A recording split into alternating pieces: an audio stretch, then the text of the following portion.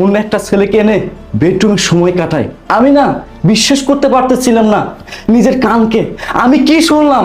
এই তুই কি ভেবেছিস দিনের পর দিন আমাকে ধোঁকা দিবি, আমার বিশ্বাসের সাথে গেলবি?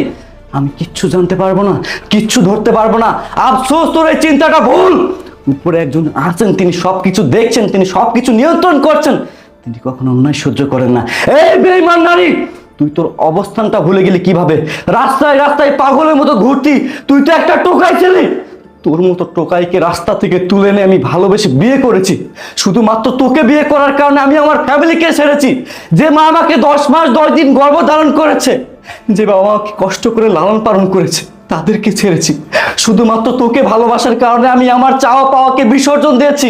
প্রতি মাসে তোর দামি দামি ড্রেস লাগে, দামি গহনা লাগে, আমি তোকে সব দিছি। তোর জন্য নিজের কথা একটা বারও ভাবি নাই, নিজের দিকে একটা বারও তাকাই নাই। আমি সব সময় ভেবেছি আমার ভালোবাসার স্ত্রী আছে।